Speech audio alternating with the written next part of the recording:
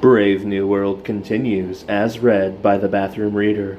I am covering for the Plurality Report, who is currently hoping that this isn't Chris's blood. Chapter 12. Bernard had to shout through the locked door. The savage would not open. "But everybody's there, waiting for you." "Let them wait," came back the muffled voice through the door. "But you know quite well, John." How difficult it is to sound persuasive at the top of one's voice. "I asked them on purpose to meet you." "You ought to have asked me first whether I wanted to meet them." "But you always came before, John." "That's precisely why I don't want to come again." "Just to please me," Bernard bellowingly wheeled. "Won't you come to please me?" "No." "Do you seriously mean it?" "Yes." Despairingly. "But what shall I do?" Bernard wailed. "Go to hell," bawled the exasperated voice from within. "But the arch community songster of Canterbury is there tonight." Bernard was almost in tears. Takwa." It was only in Zuni that the savage could adequately express what he felt about the arch community songster. "Honey," he added as an afterthought, and then, with what derisive ferocity, "Sonzeso tsena," and he spat on the ground, as Pope might have done.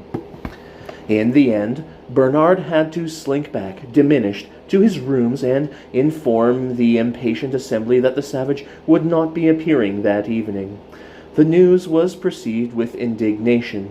The men were furious at having been tricked into behaving politely to this insignificant fellow with the unsavory reputation and the heretical opinions.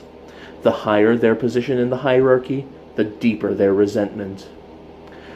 "To play such a joke on me," the arch-songster kept repeating. "On me!" As for the women, they indignantly felt that they had been had on false pretenses, had by a wretched little man who had had alcohol poured into his bottle by mistake, by a creature with a gamma-minus physique. It was an outrage, and they said so, more and more loudly. The head mistress of Eton was particularly scathing. Lenina alone said nothing.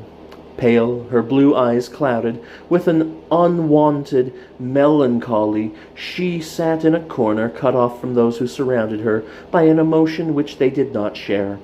She had come to the party filled with a strange feeling of anxious exultation. "In a few minutes," she had said to herself as she entered the room, "I shall be seeing him, talking to him, telling him," for she had come with her mind made up, "that I like him more than anybody I've ever known, and then perhaps he'll say—" What would he say? The blood had rushed to her cheeks. Why was he so strange the other night after the Feelies? So queer, and yet I'm absolutely sure he really does rather like me. I'm sure. It was at this moment that Bernard had made his announcement. The savage wasn't coming to the party. Lenina suddenly felt all the sensations normally experienced at the beginning of a violent passion surrogate treatment. A sense of dreadful emptiness, a breathless apprehension, a nausea. Her heart seemed to stop beating. "Perhaps it's because he doesn't like me," she said to herself. And at once this possibility became an established certainty. John had refused to come because he didn't like her. He didn't like her.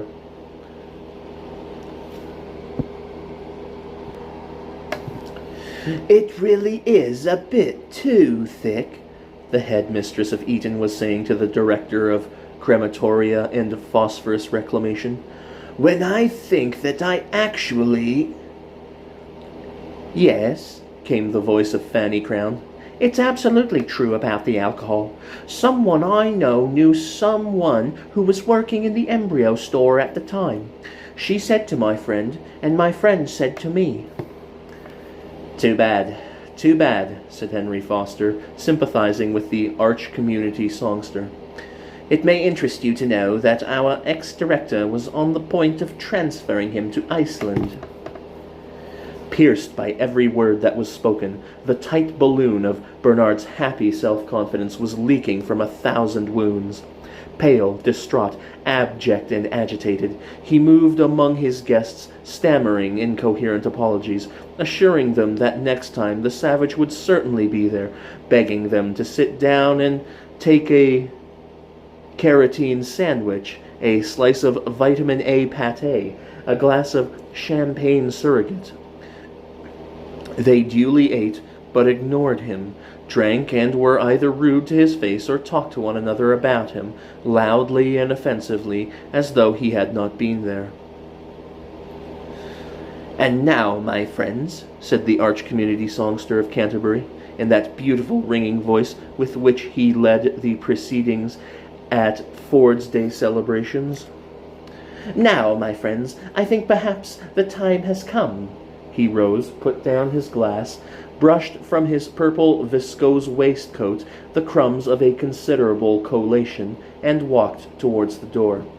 Bernard darted forward to intercept him. "Must you really, arch-songster? It's very early still. I'd hoped you would—" Yes, what hadn't he hoped, when Lenina confidently told him that the arch-community songster would accept an invitation if it were sent. "He's really rather sweet, you know," and she had shown Bernard the little golden zipper fastening in the form of a T which the arch-songster had given her as a memento of the weekend she had spent at Lambeth. To meet the arch-community songster of Canterbury and Mr. Savage. Bernard had proclaimed his triumph on every invitation card, but the savage had chosen this evening of all evenings to lock himself up in his room, to shout "Honey!" and even, it was lucky that Bernard didn't understand Zuni, "Sons eso tsena." What should have been the crowning moment of Bernard's whole career had turned out to be the moment of his greatest humiliation. "I'd so much hoped," he stammeringly repeated, looking up at the great dignitary with pleading and distracted eyes. "My young friend," said the arch-community songster in a tone of loud and solemn severity. There was a general silence. "Let me give you a word of advice." He wagged his finger at Bernard. "Before it's too late. A word of good advice." His voice became sepulchral. "Mend your ways, my young friend. Mend your ways." He made the sign of the T over him and turned away. "Lenina, my dear," he called in another tone, "come with me." Obediently but unsmiling and wholly insensible of the honor done to her, without elation, Lenina walked after him out of the room. The other guests followed at a respectful interval. The last of them slammed the door. Bernard was all alone. Punctured, utterly deflated, he dropped into a chair and, covering his face with his hands, began to weep. A few minutes later, however, he thought better of it and took 4 tablets of soma. Upstairs in his room, the savage was reading Romeo and Juliet. Lenina and the arch-community songster stepped out onto the roof of Lambeth Palace. "Hurry up, my young friend. I mean Lenina," called the arch-songster impatiently from the lift gates.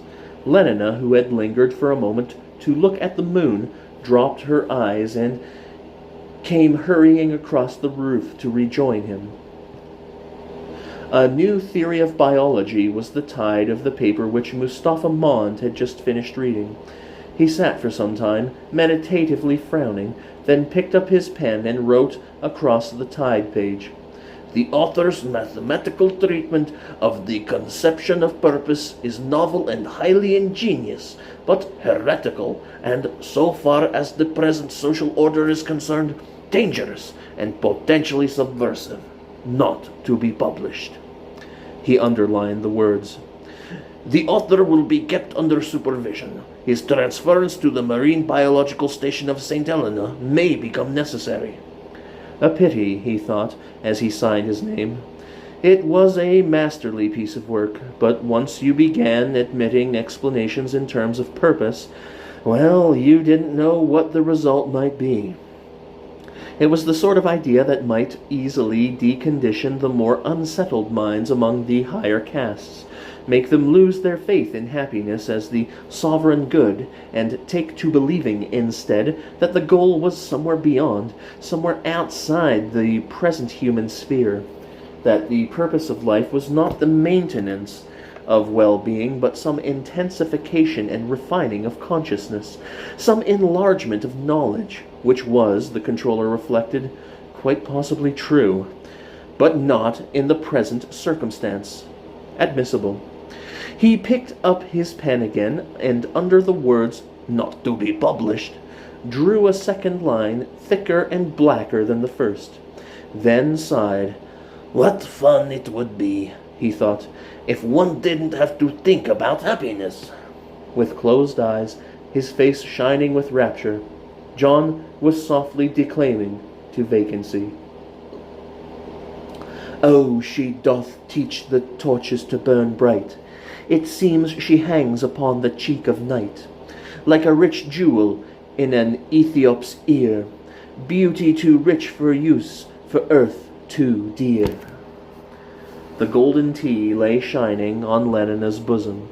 Sportively, the arch community songster caught hold of it. Sportively he pulled. "I think," said Lenina suddenly, breaking a long silence, "I'd better take a couple of grams of soma." Bernard, by this time, was fast asleep and smiling at the private paradise of his dreams. Smiling.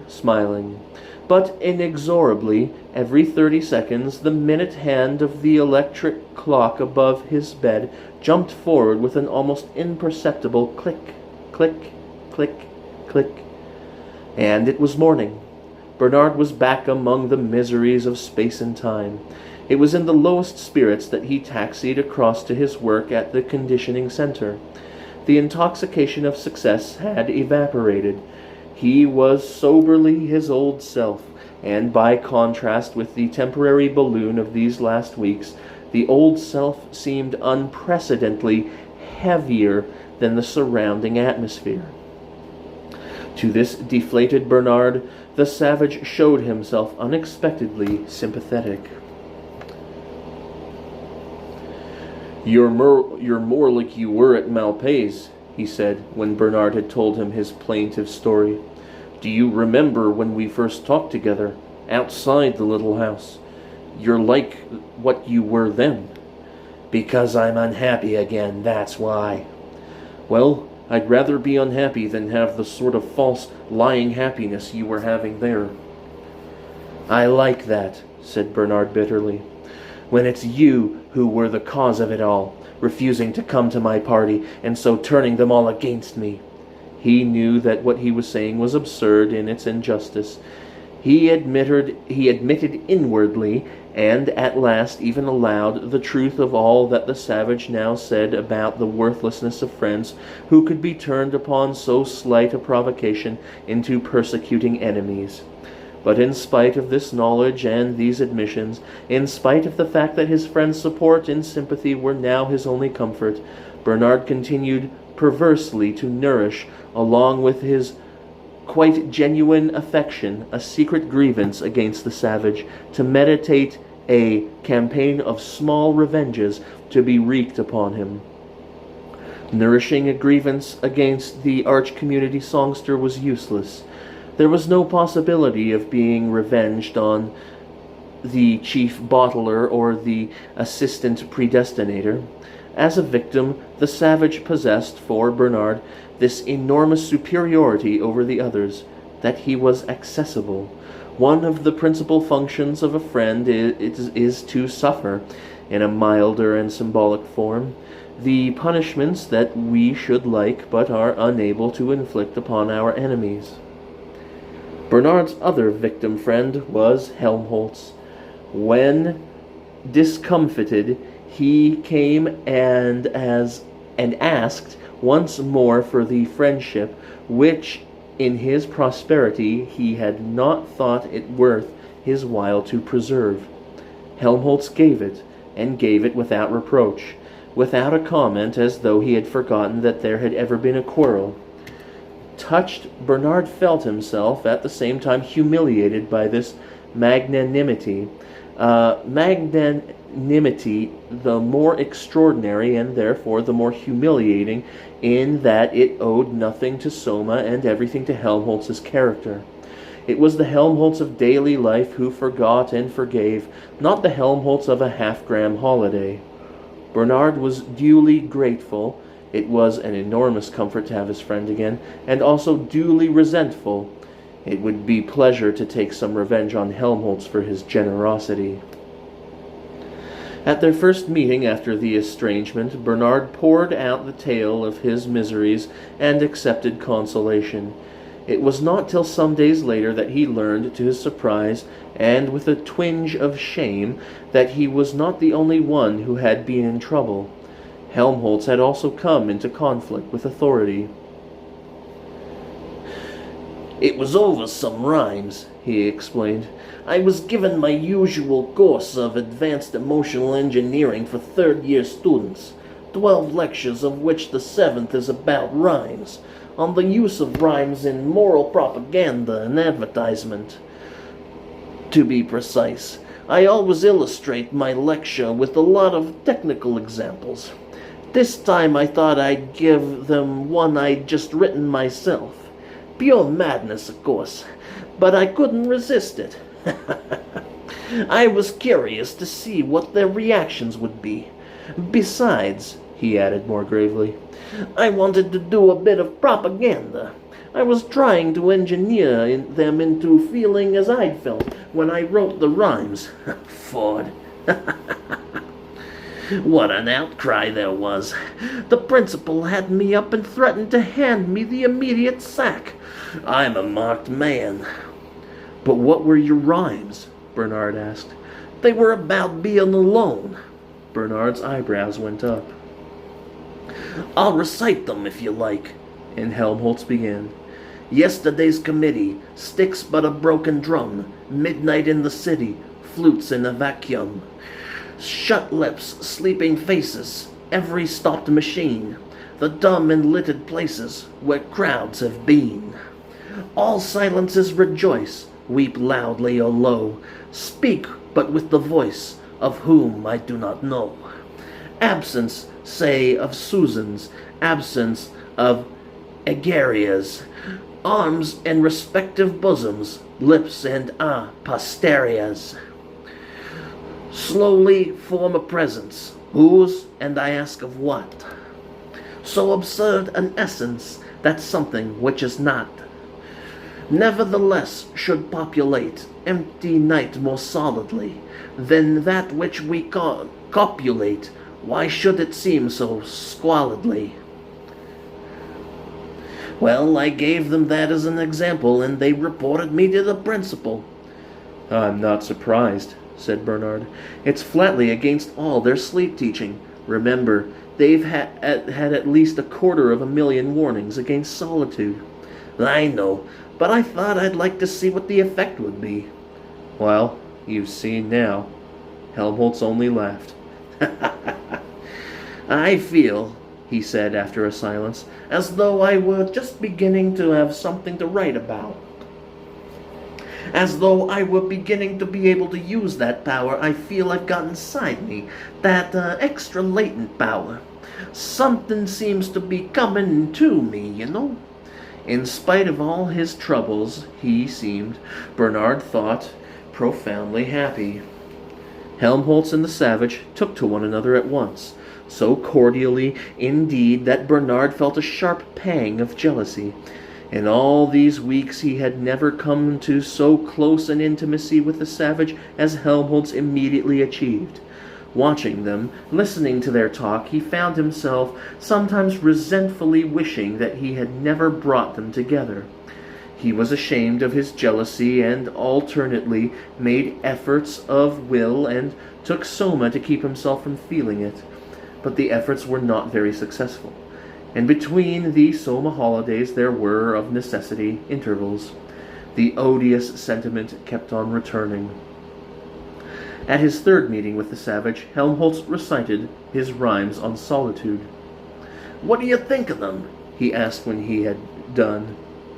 The savage shook his head. "Listen to this," was his answer, and, unlocking the drawer in which he kept his mouse-eaten book, he opened and read, "Let the bird of loudest lay on the sole Arabian tree, herald sad and trumpet be." Helmholtz listened with a growing excitement. At "sole Arabian tree" he started. At "thou shrieking harbinger" he smiled with sudden pleasure. At "every fowl of tyrant wing" the blood rushed up into his cheeks. But at "defunctive music" he turned pale and trembled with an unprecedented emotion. The savage read on. "Property was thus appalled, that the self was not the same, single nature's double name, neither two nor one was called. Reason in itself confounded, saw division grow together." "Orgy porgy," said Bernard, interrupting the reading with a loud, unpleasant laugh. "It's just a solidarity service hymn." He was revenging himself on his two friends for liking one another more than they liked him. In the course of their next 2 or 3 meetings, he frequently repeated this little act of vengeance. It was simple, and since both Helmholtz and the savage were dreadfully pained by the shattering and defilement of a favorite poetic crystal, extremely effective. In the end, Helmholtz threatened to kick him out of the room if he dared to interrupt again. And yet, strangely enough, the next interruption, the most disgraceful of all, came from Helmholtz himself. The savage was reading Romeo and Juliet aloud, reading for all the time he was seeing himself as Romeo and Lenina as Juliet. With an intense and quivering passion, Helmholtz had listened to the scene of the lovers' first meeting with a puzzled interest. The scene in the orchard had delighted him with its poetry, but the sentiments expressed had made him smile. Getting into such a state about having a girl, it seemed rather ridiculous. But, taken detail by verbal detail, what a superb piece of emotional engineering. "That old fellow," he said, "he makes our best propaganda technicians look absolutely silly." The savage smiled triumphantly and resumed his reading. All went tolerably well until, in the last scene of the third act, Capulet and Lady Capulet began to bully Juliet to marry Paris.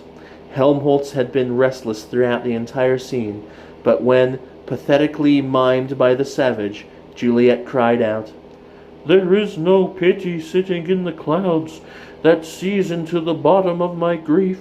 O sweet my mother, cast me not away.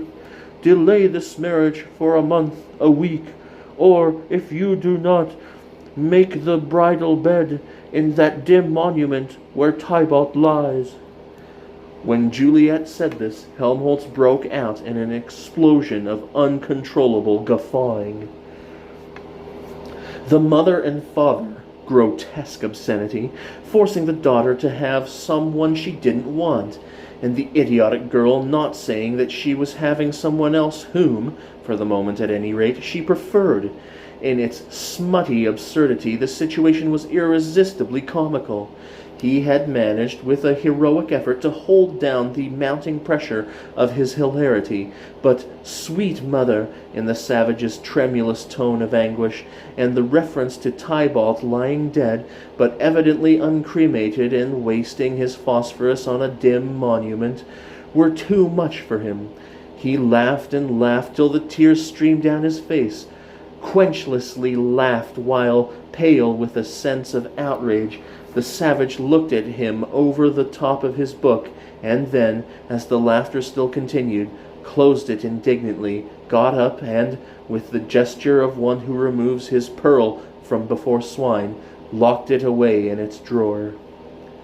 "And yet," said Helmholtz when, having recovered breath enough to apologize, he had mollified the savage into listening to his explanations, I know quite well that one needs ridiculous, mad situations like that. One can't write really well about anything else.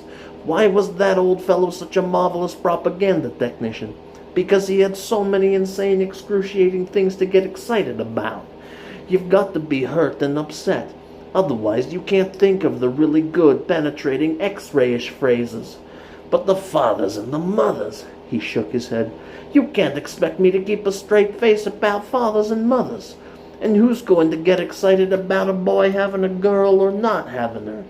The savage winced, but Helmholtz, who was staring pensively at the floor, saw nothing. No, he concluded with a sigh. It won't do. We need some other kind of madness and violence. But what? What? Where can one find it? He was silent, then, shaking his head, I don't know, he said at last. I don't know.